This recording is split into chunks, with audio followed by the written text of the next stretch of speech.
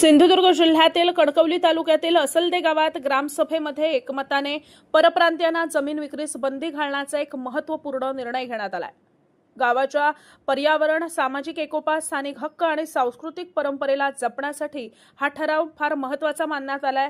असलदे येथील रामेश्वर पावणाई चव्हाटा मंदिरात सरपंच चंद्रकांत डांबरे यांच्या अध्यक्षतेखाली झालेल्या सभेमध्ये मोठ्या संख्येने ग्रामस्थ उपस्थित होते. बाहेरील गुंतवणूकदारांकडून वाढत्या जमीन खरेदीमुळे स्थानिकांवर परिणाम होण्याची दाट शक्यता लक्षात घेऊन हा निर्णय घेण्यात आलाय. यानुसार जमिनीची विक्री करताना प्रथम भावकी, नंतर शेजारी आणि त्यानंतर गावातील व्यक्तींनाच प्राधान्य देण्याचं ठरवण्यात आलंय. पर्यावरण संरक्षण आणि स्थानिक संस्कृती जपण्यासाठी घेतलेला हा निर्णय महत्त्वपूर्ण मानला जातोय. सिंधुदुर्ग जिल्हा हा पर्यटन जिल्हा आहे.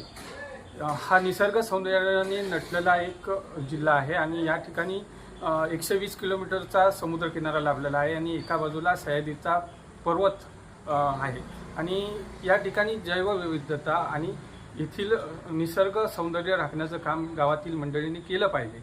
या उद्देशाने असलदे गावाने एक जमीन न विक्री करण्याचा निर्णय घेतलेला आहे.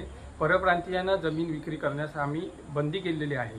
आपल्या गावाने एकमुखी हा ठराव गावाच्या मंदिरात बसून घेतलेला आहे आणि कोकण वाचवणं, कोकण परप्रांतीयांच्या ताब्यात जाण्यापासून वाचवण्याच्या दृष्टीने हा निर्णय असून भविष्यात या निर्णयाची अंमलबजावणी कडक स्वरूपात केली जाईल आणि त्याला गावातून सपोर्ट चांगल्या प्रकारे मिळालेला आहे. तरुणांनी पुढाकार घेतलेला आहे आणि खरोखरच हा निर्णय ऐतिहासिक आहे.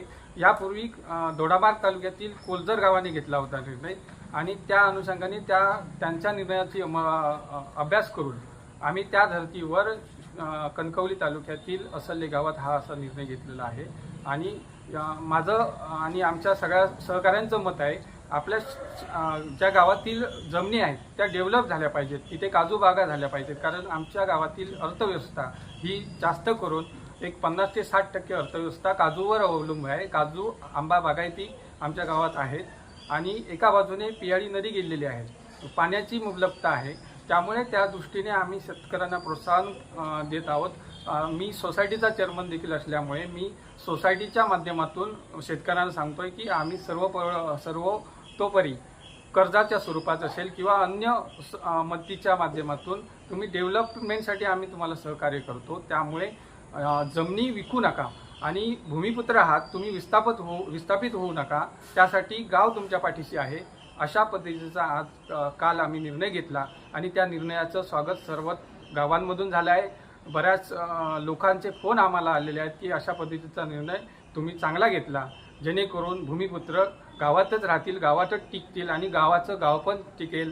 पारंपरिक लोककला असतील, पारंपरिक जे सण उत्सव असतील ते टिकवण्यासाठी मदत होईल अशी आमची धारणा आहे. नाही, जमिनी विकण्यासाठी वेगवेगळी कारणं आहेत. कोणाची गरज असते त्यामुळे जमिनी विकल्या जातात. जमीन विकू नका म्हणण्यामागे आमचा एकच हेतू आहे की त्या जमिनी जर परप्रांतीयांच्या ताब्यात गेल्या तर आमची पारंपरिक जी सण उत्सवाची परंपरा आहे ती मुडीत निघेल. किंवा कोकणी एक परंपरा आहे, महाराष्ट्राच्या भागातील हा कोकण प्रदेश आहे, कोकणी एक मालवणी भाषा आहे, बोलीव भाषा आहे. त्या ठिकाणी उद्या बहुभाषिक जर लोक झाले तर त्या अडचणी भविष्यकाळात येऊ शकतात. त्या दृष्टीने रोजगार निर्माण व्हावा म्हणून आम्ही लोकांना सांगतो, काजू बागायती करा किंवा आंबा बागायती करा किंवा अन्य उद्योग करा. त्यासाठी गावची सोसायटी आहे ती तुम्हाला सहकार्य करायला तयार आहे. जिल्हा बँकेच्या माध्यमातून आम्ही त्या लोकांसाठी पाठीशी राहण्यासाठी आम्ही सहकार्य करण्याचा एक प्लॅन बनवत आहोत आणि खरोखरच भविष्यात त्या दृष्टीने असलेले गाव प्रवास करेल आणि गावातच रोजगार होण्याच्या दृष्टीने आमचे प्रयत्न राहतील. गावात आता ज्या पडीक जमिनी आहेत त्या डेव्हलप करण्यासाठी एक आम्ही प्लॅन बनवतो आहे.